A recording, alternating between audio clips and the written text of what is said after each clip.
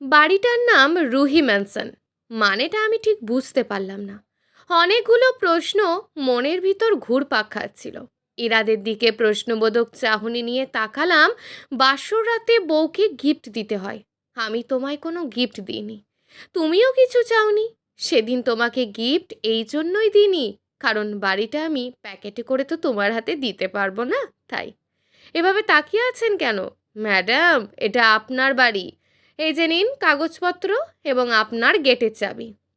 আমি বাড়ি? কেন? তুমি বাড়ি না, বাড়িটা তোমার। এখন আমার বউটা যদি আমাকে পারমিশন দেয় তাহলে কি আমরা ভিতরে যেতে পারি? তার হাত থেকে কাগজ আর চাবি নিয়ে বললাম, জি, ভিতরে চলুন। রহিম, ব্যাগগুলো ভিতরে রেখে দিয়ে আয়। আচ্ছা স্যার, নিতাসি। রুহি, 1 মিনিট দাঁড়াও। তুমি এভাবে ভিতরে যেতে পারবে না, চোখটা বন্ধ করো। কেন? আহা, করো তো আগে। চোখটা বন্ধ করো। আমি চোখ বন্ধ করতেই ইরাদ আমায় কোলে তুলে নিল। কি করছো? ছাড়ো। ছাড়বো কেন? ছাড়ার জন্য তো বিয়ে করিনি। আমি চাই না আমার বউটা কষ্ট করে হেঁটে হেঁটে ভিতরে যাবে, তাই কোলে নিয়েছি। আর আমার বউ নিজের বাড়িতে প্রথম যাবে, এর জন্য তাকে হেঁটে যেতে দেব না। সে নিজের বাড়ি এসেছে, তাই সে রানীদের মতোই ভিতরে যাবে।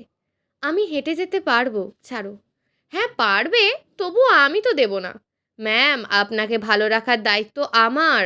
আর আমার দায়িত্ব আমি যথেষ্ট অক্ষরে অক্ষরে পালন করার চেষ্টা করি, তাই কোনো কথা হবে না। রাগে গা জ্বলে যাচ্ছে তার নাটক দেখে। আর ভালো লাগছে না, বিরক্ত লাগছে।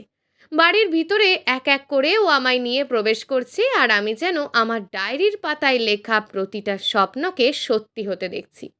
অর্থাৎ বাড়িটা এমনভাবে সাজানো হয়েছে যেমনটা আমি আমার স্বপ্নে দেখতাম, যেমনটা আমি সব সময় ভাবতাম। বাড়িটা একদম আমার মনের মতন হয়েছে। নিজের অজান্তেই বলে উঠলাম, তুমি কিভাবে জানলে আমার পছন্দ? আমি ঠিক বুঝতে পারছি না। সব ক্রেডিট মিলিয়াপার। মিলিয়াপাই আমাকে সাহায্য করেছে আপনার ডায়েরি দিয়ে। এখন এসব বাদ দিয়ে বলুন তো, আপনার কি পছন্দ হয়েছে, নাকি ডেকোরেশনে কোনো চেঞ্জ করাবো? না না, সব অনেক সুন্দর হয়েছে, ভালো লেগেছে আমার, ধন্যবাদ। এখন নামি? নামবে? কোত্থেকে? তোমার কোলের থেকে নামাও। ও হ্যাঁ, রুহি, তোমার তো কোনো ওজনই লাগলো না আমার কাছে। আজ থেকে খাওয়া দাওয়া বাড়িয়ে দিতে হবে তোমার। আমার ওজন কি কম মনে হয়? হ্যাঁ, অনেক কম। এর সাথে কথা বাড়ানোর ইচ্ছে আমার হচ্ছে না, তাই চুপ করে রইলাম। যত সব ঢং। আচ্ছা, আমাকে রান্না করতে হবে, রান্নার জিনিসপত্র আনা লাগবে, আনিয়ে দিন। জি ম্যাডাম, আপনার সমস্ত জিনিসপত্র হয়তো 1-2 ঘন্টার ভিতরেই চলে আসবে। আমি আগে কল করে দিচ্ছি। কিন্তু আজকে লাঞ্চ আর ডিনার বাইরে থেকে করব। কোনো কাজ করার দরকার নেই তোমার। এমনিতেই পুরো 1 সপ্তাহ জুড়ে অনেক ধকল গেছে তোমার ওপর দিয়ে, আজকে শুধু রেস্ট করবে। ঘরগুলো আবারও ঘুরে ঘুরে দেখলাম, খুব ভালো লাগছে। একটা শান্তি অনুভব হচ্ছে। মনে হচ্ছে আমার স্বামী শুধুই আমাকে এতটা কেয়ার, এতটা ভালোবাসা, সব কি বানোয়াট হয় নাকি, তাই বুঝতে পারছি না। ইরাত চলে আসলো হঠাৎ করে। খুব মাথা ব্যথা আর ঘুম আসতে শুরু করলো। বুঝলাম না কেন এমনটা হচ্ছে, কিন্তু মনে হচ্ছে যেন তাকাতে পারবো না। ইরাত তো আমাকে দেখে বুঝতে পারলো আমার বোধহয় ঘুম পাচ্ছে। সে আমাকে বলল, রুহি, তুমি একটু ঘুমাও, খাবার তো এখনো আসেনি, তুমি একটু রেস্ট করো, ভালো লাগবে। আমি মাথা ঝাঁকিয়ে হ্যাঁ বললাম। সোজা বিছানায় গিয়ে ঘুম। ইরা তো বেডরুমে বসলো, হাতে পেপার নিয়ে এসেছিল, বোধহয় পেপার পড়বে। আমার তো চোখে এক রাজ্যের ঘুম ধরেছে, এজন্য গভীর ঘুমে কয়েক সেকেন্ডের মধ্যেই চলে গেলাম। ঘুম ভাঙলো সন্ধ্যা 6:45-এ। হাতে মোবাইলটা নিয়ে দেখলাম। দেখে একদম চুপ থেকে এক নিমেষে ঘুম সব উড়ে গেল। ওপাশ ফিরে দেখি ইরাদ আমার দিকে তাকিয়ে আছে। সন্ধ্যা হয়ে গিয়েছে, আমাকে ডাকনি কেন? পুতুলের মতন বউটা আমার ঘুমালে অনেক বেশি সুন্দর লাগে, তাহলে ওঠাবো কেন? আচ্ছা, আমি ফ্রেশ হয়ে আসি। আমি হেঁটে হেঁটে ব্যালকনিতে গেলাম। আশেপাশে বিল্ডিংয়ে ভরপুর, কিন্তু পশ্চিমে একটা খোলা মাঠ আছে। আর আমাদের ব্যালকনিতে ভর্তি বেলি, রজনীগন্ধা, সন্ধ্যা মালতী আর গোলাপ গাছ। ফুলগুলো সব আমার অনেক বেশি পছন্দের। ইরাত ছোট থেকে বড় প্রত্যেকটা জিনিস আমার পছন্দ মতো করে সাজিয়েছে। মানুষের মনে একটা আর বাহিরে একটা হয়, শুনেছিলাম এটা। কিছু কিছু মানুষ তো দেখেও ছিলাম, কিন্তু ইরাদের মতন এরকম আগে কখনো দেখিনি। এসব ভাবতে ভাবতেই গাছগুলোতে পানি দিলাম। শুধু গাছগুলোকে খাবার দিলে হবে ম্যাডাম? নিজে খাবেন না? পিছন ফিরে দেখলাম ইরাদ এসে পড়েছে। জি, একটু পরে খাচ্ছি। পরে মানে কি? একদম না। সেই সকালে খেয়েছো, আবার বলছো পরে খাবে? এখন চলো, আমি খাবার ওভেনে দিয়ে আসছি। টেবিলে গিয়ে দেখলাম খাবার একটাও আনপ্যাক করা হয়নি। এরাদের দিকে তাকালাম। তুমি খাওনি? না, আমি আসলে একা একা খেতে পারি না, আর তুমিও ঘুমাচ্ছিলে, এজন্য আর খাইনি। আমাকে ডাক দিলেই তো পারতে। আচ্ছা থাক, হয়েছে এখন। ওগুলো বাদ দাও, আসো খেয়ে নি, খুব ক্ষুধা লেগেছে আমার। বসো। খাবার সময় ইরাদ টুকটাক কথা বলল। আমি হ্যাঁ নাতে জবাব দিলাম। তারপর খাওয়া শেষে আমি বললাম, তুমি রেস্ট নাও, আমি একটু কিচেন থেকে টুকটাক কাজ সেরে আসি। ও বোধহয় রুমে চলে গেল। আমি টুকটাক কাজ শেষ করে রুমে যাব, তখন দেখি ইরাদ সোফার ঘরে বসে টম অ্যান্ড জেরি দেখছে আর হাসছে। আমি দূর থেকে দাঁড়িয়ে ওকে দেখছি। নিজের অজান্তেই ভালো লাগছে ওর দিকে তাকিয়ে থাকতে। অমন সময় ওর ফোন বাজছে আমাদের বেডরুমে। আমি গিয়ে দেখলাম স্ক্রিনের নাম লেখা মায়া। মনটা আবারও খারাপ হয়ে গেল। আবার কিচেন রুমে চলে গেলাম। প্রায় 10 মিনিট পর ইরাদ আমায় বলল, আমি একটু বের হচ্ছি, নিজের খেয়াল রেখো, ঠিক আছে? চাবিটা বেডরুমে আছে। আমি দরজা লক করে গেলাম। সে আমার জবাবের অপেক্ষা না করে বের হয়ে গেল। এভাবেই দিন কাটতে লাগলো। এরাদা একজন আদর্শ স্বামী হওয়ার অনেক চেষ্টা করেন। মাঝে মধ্যে আমাদের সম্পর্কটা আগে বাড়ানোর চেষ্টা করেন, কিন্তু আমি আমার দিক থেকে অনেকটা দূরত্ব রাখার চেষ্টা করি। প্রায় 4 মাস পার হয়ে গেছে আমাদের বিয়ের। মাঝে মাঝে প্রায় রাতে মায়া ফোন করে। জিনিসটা আমার একদম ভালো লাগে না। যখনই মায়া ফোন করে এরাত সারা সারা রাত কথা বলে অন্য ঘরে গিয়ে। আমি অনেক কান্না করি। এরাত দেখে না, কেউ দেখে না, কেউ জানে না। শুধু আমার মনের কষ্ট আমি নিজে জানি। আমার কাছে বিয়ের পরবর্তী এই সময়গুলোর অনেক মূল্য ছিল। এই মূল্যবান সময়গুলো আমি অনেক সুন্দর করে কাটাতে চেয়েছিলাম, কিন্তু এমন স্বামীর সঙ্গে কী বা সুখ পাবো? ইরাত আমার অনেক যত্ন করে। মাসে 2বার পার্লারে যাওয়া, শুক্রবারে নিজের হাতে রান্না, আমার কাজে সহযোগিতা করা, সবই করে। শুধু আমার মনের শান্তি নেই, কারণ স্বামীটা তো আমার একার না। মাঝে মাঝে অনেক ইচ্ছা হয় আর 10টা কাপলের মতন একসাথে ঘুরতে বেরোই, সবার মনের মতন করে দুটো কথা বলি, একসাথে আকাশের চাঁদ দেখি। এরাদের আচরণ আমার প্রতি এত সুন্দর, মনে হয় সব ভুলে যাই। কিন্তু পরক্ষণেই মায়ার কথা, মায়ার করা ফোনগুলো, মায়ার যখন ডাকে তখন তার হন্তদন্ত হয়ে বের হয়ে যাওয়া, এই সব কিছু মনে পড়ে যায়। তখন এসবের ইচ্ছে মরে যায়, মনে হয় নিজেই মরে যাই। এজন্যই তো প্রয়োজন ছাড়া বিয়ের 4 মাস চলে গেল, তারপরেও তার সাথে কোনো কথা বলি না। অনেকদিন বাবা মায়ের সাথে দেখা হয় না, মিলি আপার সাথেও না। সবার কথা খুব মনে পড়ছে। দেখি ইরাতকে বলবো যে 2 দিন বাবার বাড়ি হয়ে আসি। ইরাত ব্যালকনিতে দাঁড়িয়ে ফোনে কথা বলছে। দেখো সোনা, তুমি সুস্থ হয়ে গেছো, এটাই আমার জন্য অনেক। আমি পারলে তোমার সাথে প্রতিদিন থাকতাম, কিন্তু এখন তো সেটা সম্ভব না। আমাকে কিছুদিন সময় দাও। তুমি তো সুস্থ হয়ে গিয়েছো, আমি কালকে তোমার সাথে দেখা করে আসবো। আর রুহির সাথে এই ব্যাপারটা আমি খুব তাড়াতাড়ি শেয়ার করব। তুমি চিন্তা করো না, আমাকে ছাড়া আর বেশি দিন তোমার থাকা লাগবে না। রুহিকে পাঠানোর ব্যবস্থা আমি করছি। কথা শোনার পর আমার মাথাটা একদম চক্কর দিয়ে উঠল। তাহলে কি ইরাদ আমাকে ডিভোর্স দেবে? আমি তো তার জীবনের কোনো ধরনের হস্তক্ষেপ করি না। নিজের মতন থাকি, তার প্রতিটা প্রয়োজনের খেয়াল রাখার চেষ্টা করি। এক প্রকার তার সব কিছুই মেনে নিয়েছি, কারণ মা বাবাকে আর কষ্ট দেওয়া যাবে না। একবার অনেক বেশি কষ্ট পেয়ে গিয়েছে, এখন যদি আবার আমার জন্য একই কষ্ট পায়, তারা তো এটা মেনে নিতে পারবে না, সহ্য করতে পারবে না।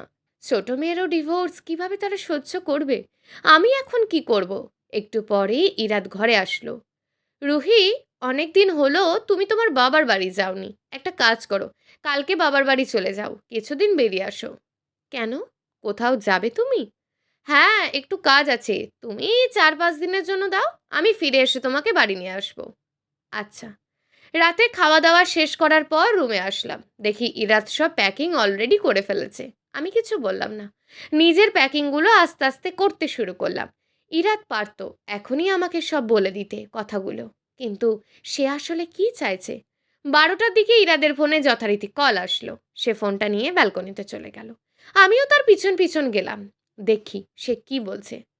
হ্যাঁ দোস্ত, এই দিনটার জন্য আমি কত বেশি অপেক্ষা করেছি তোকে বলে বোঝাতে পারবো না। ফাইনালি মায়া কালকে বউ সাজবে। আমি মায়াকে বউয়ের সাজে দেখব। তুবা সমাজে স্বীকৃতি পাবে, বাবার পরিচয়ে বড় হবে। হ্যাঁ, রুহি এসব জানানো হয়নি এখনো, কিন্তু জানিয়ে দেব। আগে বিয়েটা হোক তারপর, না হলে এসব মেনে নাও নিতে পারে। ওর জন্য অনেক বড় একটা ধাক্কাও হতে পারে, তাই সব ঠিকঠাক হওয়ার পরেই ওকে জানাবো আমি। আচ্ছা দোস্ত, এখন ঘুমাতে যাই, আজকে অনেক ঘুম পাচ্ছে। সব মিলিয়ে ইরাদের কথাগুলো একত্রিত করে বুঝতে পারলাম ইরাদ কালকে মায়াকে বিয়ে করে নিয়ে আসবে, আর আমাকে বাবার বাড়ি এজন্যই পাঠিয়ে দিতে চাইছে। না, আর না, এভাবে আসলে কারোর সাথে থাকা যাবে না। আমি এক ঘরে সতীনের সংসার করতে পারবো না। যা হওয়ার হবে, ইরাদকে ডিভোর্স দিয়ে দেবো। ইরাদ আজকে একটার মধ্যেই ঘুমিয়ে পড়লেন। তার চোখ মুখে প্রচণ্ড প্রশান্তি দেখা যাচ্ছে। মনে হচ্ছে অনেক দিন পরে এরকম শান্তির ঘুম, টেনশন মুক্ত ঘুম দিতে পেরেছে। আর আমার আজকে আর ঘুম নেই। ঠিক 4 মাস আগে যেমন একটা ভয়াবহ নির্ঘুম রাত কাটিয়েছিলাম, আজ ঠিক তেমন আর একটা রাত কাটছে। পাহাড়ের মতন কি যেন মনে হচ্ছে আমার বুকের ভিতর চাপা দিয়ে আছে। কিছুদিন পরে হয়তো ডিভোর্স হয়ে যাবে। সারা রাত জাগলাম, চোখ দিয়ে পানি পড়ছে। ঘরগুলো ঘুরে দেখলাম, ইরাদের কিছু ছবি তুললাম, আর আমাদের বিয়ের অ্যালবামটা সাথে করে নিয়ে এলাম। ভোরের আলো ফুটলো, বুকের ভিতরটা ফেটে যাচ্ছে। এরপর থেকে এই ঘরটায় হয়তো মায়া থাকবে। এরাদের দায়িত্বে ছিলাম আমি, ভালোবাসা তো ছিল মায়া। আমি তো কখনোই তার ভালোবাসা ছিলাম না। হয়তো কয়েকদিন পরেও আমাকে একদম ভুলে যাবে। ইরাদ এই কয়েক মাসে একজন ভালো স্বামী হওয়ার অনেক চেষ্টা করেছে, এজন্য আমি তাকে যথেষ্ট সম্মান করি। আর প্রত্যেকটা জীবনে একটা আলাদা সুখের সন্ধান থাকে, আলাদা আলাদা। হয়তো এরাদেরও আছে মায়ার মধ্যে, আমার মধ্যে নেই। এজন্য হাজার চেষ্টা করার পরেও সে আমার হয়নি। ইরাদের পছন্দের খিচুড়ি আর ডিম ভাজি করলাম শেষবারের মতন। আমার হাতের রান্না এই তো খাবে আজকে। তার পছন্দের খাবার তৈরি করলাম। দেখি 7টা বাজে, এরাত ঘুম থেকে উঠে গিয়েছে। আরে রুহি, তুমি কষ্ট করে নাস্তা কেন বানালে? আমি তো ভেবেছিলাম যে কিছু কিনে খেয়ে নেব। তুমি তাড়াতাড়ি তৈরি হয়ে নাও। হুম, মনে মনে বললাম, এত তাড়া আমাকে বিদায় দেওয়ার জন্য? যাক, তুমি যেভাবে সুখী, আমিও সেভাবেই সুখী। ইরাত প্রায় 1 সপ্তাহ আগে আমায় একটা লাল শাড়ি এনে দিয়েছিল। আজকে সেই লাল বেনারসিটাই পরলাম। শেষবারের মতন বউ সাজে সেজে নিই। মনে মনে হাসলাম। আজ নিজের ঘর থেকে শেষবারের মতন চলে যাচ্ছি। আমার স্বামী আমায় বিদায় দিতে যাচ্ছে, অথচ সে সত্যিটা আমাকে বলছে না এখনো পর্যন্ত। কেন ইরাত, সত্যিটা কেন বলছো না? আমার চোখের দিকে তাকিয়ে কি সত্যি বলার সাহস নেই তোমার? নাকি নিজের কাছে নিজে ছোট হয়ে যাবে এই জন্য কথাগুলো বলছো না? আচ্ছা রুহি, আজকে আমি তো তোমাকে নিজের হাতে খাইয়ে দিই। আমি খেতে পারবো। আমি খাইয়ে দিই না প্লিজ। আচ্ছা ঠিক আছে। জানো রুহি, তোমার হাতে জাদু আছে। তোমার হাতের রান্না ছাড়া এখন মনে হয় আমি কিছু খেতেই পারি না। একটা স্বাভাবিক হাসি দিলাম, কারণ কিছু বলারই নেই। খাওয়া দাওয়া শেষে বের হয়ে যাব। অমনি ইরাত বলল, দাঁড়াও, তুমি হেঁটে হেঁটে কেন বের হবে আমি থাকতে? আমি তোমায় কোলে করে নিয়ে গাড়ি পর্যন্ত যাব। আমি হেঁটে যেতে পারবো, আমাকে কোলে নিতে হবে না। কিন্তু আমি তো তোমায় হেঁটে যেতে দেব না। প্লিজ না করো না। আচ্ছা ঠিক আছে। যে যার গন্তব্যের উদ্দেশ্যে একত্রে বের হলাম। ইরাদ আমায় বাড়ি পৌঁছে দিলেন।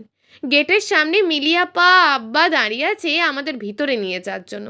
ইরাদকে তারা ভিতরে নিয়ে আসতে অনেকবার বললেন, কিন্তু ইরাদ বললেন যে তার জরুরি কাজ আছে, এজন্য সে আসতে পারবে না, এর পরের বার আসবেন। বাড়ির ভিতরে ঢুকছি, চাচি মামি সবাই চলে এসেছে আমাকে দেখার জন্য, কেমন আছি এই সব কিছু জানার জন্য। সবাইকে হাসি মুখে বললাম ভালো আছি। সবাই খুব খুশি হলেন। সবাই বলেন, খুব ভালো একটা স্বামী পেয়েছি, আমার ভাগ্যটা খুব বেশিই ভালো। আমি যেন জামাইটাকে সামলে রাখি, ভালো রাখি। এই সব কথাগুলো শুনলাম, মনের ভিতরটা আরও খারাপ হয়ে গেল। বুকের ভিতর চিনচিনে ব্যথা করতে লাগলো, কারণ আমার স্বামী আজ অন্যের স্বামী হয়ে যাবে। সারাদিন পর আত্মীয় স্বজন সবাই চলে গেলে আমি রাতের বেলা ফ্রেশ হয়ে ঘরে বসে আছি। এমন সময় মিলিয়াপা পিছন থেকে এসে আমার গালে একটা চুমু দিয়ে বলেন, এই যে আমার ছোট্ট বোনটা, কেমন আছিস তুই? সত্যি করে বলতো। আমি আসলে আর কিছু বলতে না পেরে কান্না করে দিলাম যে, মিলিয়াপা, ইরাত তো আমায় ভালোই বাসে না। ইরাত অন্য কাউকে ভালোবাসে। সে আমাকে ডিভোর্স দিয়ে দেবে। এই কথাটা শুনে মিলিয়াপা দাঁড়ানো থেকে মাটিতে বসে পড়ল। তুই এটা কি বলছিস? আমি এটা বিশ্বাস করতে পারছি না। ইরাদ তো এই ধরনের ছেলে না। ও তো অনেক ভালো ছেলে। না আপা, তুমি বিশ্বাস করো, এটাই সত্যি। আমি এটা আরও ৪ মাস আগেই জানতে পেরেছি, বিয়ের ঠিক ২ দিন পর। কিন্তু আমি চাইনি যে কেউ এই সম্পর্কে জানুক। বাবা-মা একবার কষ্ট পেয়েছে, আর এসব সহ্য করতে পারবে না। আমার কান্না দেখে মিলি আপা জিজ্ঞেস করলেন পুরো কাহিনীটা। আমিও বলে ফেলতে বাধ্য হলাম, কারণ আপার থেকে কখনো কোনো কথা লুকায়নি। আর এখন লুকিয়ে কী বা লাভ? কয়েকদিন পরে তো সব জানতেই হবে। তাই আপাকে আজকে বলে দিলাম। আমার কথাগুলো শুনে আপার চোখ দিয়ে অনবরত পানি পড়ছে। এত কিছু কিভাবে সহ্য করেছে আমার ছোট্ট বোনটা? তুই আর কান্না করিস না প্লিজ। রুহি, আমার মনে হয় কোথাও একটা ভুল হচ্ছে। ইরাদ এরকম কিছু করতে পারে না, কারণ ইরাদ তোকে অনেক বেশি ভালোবাসে। ও নিজে আমাকে অনেকবার বলেছে যে ও তোকে অনেক বেশি ভালোবাসে রে। তুই ভুল বুঝছিস। ইরাদকে একবার ফোন দে। আপা, থাক। কেন থাক? একবার ফোন দে, আমি কথা বলবো। মুখে বললেই তো আর ডিভোর্স হয়ে যায় না। আর তাছাড়া ও এরকম কিছুতে করতে পারে না। মগের মুলুক পেয়েছে নাকি আমার বোনকে? তুই ফোন দে। আর আমি যতটুকু বিশ্বাস করি এখানে কোথাও না কোথাও ভুল হচ্ছে। তাই যে কোনো ভুল তাড়াতাড়ি মিটিয়ে ফেলাই সব থেকে বুদ্ধিমানের কাজ হবে। তুই তোর জীবনের অনেকগুলো মূল্যবান সময় নষ্ট করে ফেলেছিস। অনেক বড় ভুল করে ফেলেছিস। তোর আগেই কথাবার্তা ক্লিয়ার করা দরকার ছিল। তাই এখন আর দেরি করিস না। প্লিজ বোন আমার, একটা ফোন কর। ইরাদকে ফোন দিলাম। ইরাদের ফোন বারবার বন্ধ। এরকম করে ১ দিন ২ দিন না, প্রতিদিন আমি ফোন করি সকাল বিকেল। কিন্তু কখনো তার ফোন খোলা পাই না। আমার শ্বশুরবাড়িতে আব্বা আম্মা গেলেন খোঁজ নিতে। তারা বললেন ইরাদ বাসায় নেই। আমার শ্বশুর শাশুড়ি একই টেনশনে পড়ে আছেন যে ইরাদ কোথায় গেল, ওর কোনো খোঁজ খবর নেই। আমি আমার শাশুড়িকে বললাম, মা, মায়ার কোনো খোঁজ খবর নিয়ে দেখবেন কি? মা খোঁজ খবর নিয়ে দেখলো। মায়া পুরনো বাড়িতে থাকে না, নতুন বাড়িতে থাকে। তার নাকি বিয়ে হয়েছে, কিন্তু তার নতুন বাড়ির খোঁজ খবর কারোর কাছে নেই। সবাই চিন্তা করে ইরাদ কোথায় গিয়েছে, ইরাদের কি হলো। কিন্তু আমি জানি ইরাদ নিশ্চয়ই মায়াকে নিয়ে আলাদা কোথাও চলে গিয়েছে। এভাবে করে প্রায় ২ মাস কেটে গিয়েছে। আমি একটা নতুন চাকরি নিয়েছি, কারণ মা বাবার ওপর এইভাবে বোঝা হয়ে থাকতে আমার ভালো লাগছে না। আর তাছাড়া তারা আমায় শিক্ষিত করেছে, পড়ালেখা করিয়েছেন, এই জন্য ভাবলাম অন্ততপক্ষে নিজের খরচটুকু নিজেকে সামলানো উচিত। আজকে অফিসে যাবি না? না, আজকে অফিসে যাব না। কেন? ছুটি নিয়েছি, শরীরটা খারাপ লাগছে। আচ্ছা ঠিক আছে, তাহলে তুই রেস্ট নে, আমি অফিসে যাই। আর মা বাবা আজকে একটু ফুপির বাসায় যাবে। সাবরিনার ছেলেকে পক্ষকে দেখতে আসবে। আচ্ছা ঠিক আছে, তোমরা সবাই হয়ে এসো। হ্যাঁ, আমরা সবাই সন্ধ্যের মধ্যে ফিরে আসবো। দুপুরের পর খাওয়া দাওয়া করে উঠেছি। তখন দেখলাম যে একটা অচেনা নাম্বার থেকে ফোন এসেছে। ফোনটা ৩ বার বাজার পর আমি রিসিভড করলাম, কারণ অচেনা নাম্বার সাধারণত আমি রিসিভ করি না। ফোনটা রিসিভ করার পর দেখলাম যে একটা মেয়ে কণ্ঠ আমাকে সালাম দিল। হ্যালো, রুহি বলছেন? জি, আমি রুহি। আপনি কে? আমি মায়া। আপনার সাথে আমার কিছু কথা আছে। কলিজার ভিতরটা একদম ধক করে উঠল। মায়া আমাকে কেন ফোন দিল হঠাৎ করে? অনেক ইচ্ছে করছে ইরাদের ব্যাপারে জানতে, তাই আমিও ফোনটা রাখলাম না। বললাম, জি বলুন, কি বলবেন? মায়া বলল, আপনি আসুন, আপনার সাথে দেখা করে কিছু কথা বলতে হবে। আর আচ্ছা থাক, আপনি আসুন, আসার পর এসব কথা হবে। কোথায় আসবো? আপনি হসপিটালে চলে আসেন, আমি রুম নাম্বার মেসেজ করে দিচ্ছি। আর হসপিটালে তাড়াতাড়ি আসুন প্লিজ। আমি তাড়াতাড়ি করে হসপিটালে চলে গেলাম। হসপিটালে গিয়ে দেখি খুব সুন্দরী একটা মেয়ে, তার কোলে বাচ্চা, একটা রুমের বাইরে দাঁড়িয়ে আছে। আমার কাছে এসে জিজ্ঞেস করলো, আপনি রুহিনা? আমি বললাম, হ্যাঁ, আমি রুহিনা। আমি মায়া। জি বলুন। আপনি আমাকে হসপিটালে কেন ডেকেছেন? ইরাদ অ্যাক্সিডেন্ট করেছে পুরো ২ মাস আগে। আমার তো শুনে সাথে সাথে কলিজার পানি শুকিয়ে গেল। খুব বেশি খারাপ লাগতে থাকলো। অ্যাক্সিডেন্ট করেছে মানে? হ্যাঁ, ২ মাস আগে অ্যাক্সিডেন্ট করেছে, যেদিন আমার বিয়ে ছিল। তাহলে ইরাদ আর আপনার বিয়ে হয়নি? আমার বিয়ে ইরাদের সাথে? আমার কেন বিয়ে হবে ইরাদের সাথে? ও তো আমার ভালো বন্ধু। ও আমাকে যদি সাপোর্ট না করতো, আজকে আমি একটা সাধারণ সুখী জীবন কখনোই ফিরে পেতাম না। আমার বাচ্চাটা একটা বাবার নাম পেত না। আমি ঠিক বুঝতে পারছি না। আপনি কি আমাকে সব খুলে বলবেন প্লিজ? হ্যাঁ, আমি আপনাকে সব খুলে বলছি। তার আগে আপনি ইরাদের কাছে চলুন। ইরাদের পুরো ২ মাস কোনো জ্ঞান ছিল না। এজন্য আমি কাউকে কিচ্ছু জানাতে পারিনি। আর তাছাড়া আমার মনে হয়নি আপনার শ্বশুরবাড়িতে এই ব্যাপারটা জানানো ঠিক হবে। আমার মাথায় তো সব তালগোল পাকাচ্ছে। আমি তো কিচ্ছু বুঝতে পারছি না যে মায়া কী বলছে। আমি বললাম, "আচ্ছা ঠিক আছে, আগে ইরাদের সঙ্গে দেখা করি।" হ্যাঁ, রুহি, একটা কথা জানেন তো? ও আপনাকে অনেক বেশি ভালোবাসে। আপনি এই ভুল ধারণা রাখবেন না যে ইরাদের মনে আপনি ছাড়া অন্য কোনো মেয়ে ছিল বা থাকতে পারে। কথাটা শুনে আমার চোখ দিয়ে পানি পড়তে লাগলো। কেবিনে ঢুকে দেখি ডক্টর ইরাদকে এক্সামিন করছে, কিন্তু সে অচেতন। কান্না এসে গেল ইরাদের অবস্থা দেখে। নিজের চোখের পানি ধরে রাখতে পারলাম না। অবস্থা কেমন এখন? ইমপ্রুভিং, তবে উনি বারবার রুহি বলে যাচ্ছেন অচেতন অবস্থা থেকেই। আমার মনে হয় ওনার এখন তার পাশে থাকা উচিত। আমি রুহি, ওনার ওয়াইফ। এখানেই থাকেন, তাহলে উনি জলদি সুস্থ হয়ে যাবে। ইরাদের হাতটা ধরে কিছুক্ষণ বসে রইলাম। কেমন যেন একটা অচেনা ভয় কাজ করছে। ইরাদের হাতটা ধরে প্রায় ৫-৭ মিনিটের মতন বসে রইলাম। কিছুক্ষণ পরে একটা ছেলে আসলো কেবিনে। এসে আমাকে সালাম দিল। মায়াকে বলল, ভাবিকে সব জানিয়েছো? পুরোটা না। তাহলে চলো এখন, ভাবির সবটা জানা দরকার। হ্যাঁ রুহি, একটু আসো আমাদের সাথে বাইরে। আমরা হাসপাতালের ক্যান্টিনে বসলাম। ভাবি, আমি অভি, মায়ার হাজবেন্ড আর ইরাদের ছোটবেলার ফ্রেন্ড। আপনাদের বিয়ের সময় আমি জার্মানিতে ছিলাম, তাই বিয়েতে আসতে পারিনি। রুহি, তুমি কেন মনে করছিলে আমি ইরাদকে বিয়ে করব? আমি ওদের দুজনকে প্রথম থেকে সব খুলে বললাম। রুহি, তাহলে শোনো, নিজের পছন্দের একটা ভণ্ড প্রতারক ছেলেকে বিয়ে করেছিলাম ৪ বছর আগে। তার ব্যবসায় ছিল ভালো ঘরের মেয়েদের বিয়ে করে তাদের থেকে টাকা পয়সা হাতিয়ে নেওয়া। এই সব যখন জানতে পারলাম, তখন আমার বিয়ের ১ বছর পার হয়ে গেছে আর আমার বাবুর ১ মাস বয়স তখন। এসব কথা শুনে বাবা সহ্য করতে পারলেন না, উনি হার্ট স্ট্রোক করে মারা গেলেন। ওই প্রতারককে আমি এসব জানার পরে ডিভোর্স দিয়ে দিলাম এবং শুনতে পেলাম তোমার আপাও নাকি তাকে জেলে পাঠিয়েছে। মিলি আপা? কেন? তার কারণ, তার আর আমার এক্স হাজবেন্ড একই জন। তাকেও টাকা পয়সা সব দেওয়ার কারণে আমার অনেক কষ্ট হয়ে গেল। আমার বাবা ভিটে বাড়ি ছাড়া বাকি যা ছিল সব ব্যবসায় কাজে লাগাবো বলে ওই ভণ্ডলোক যা নিয়েছিল তা আসলে কিছুই লাগায়নি।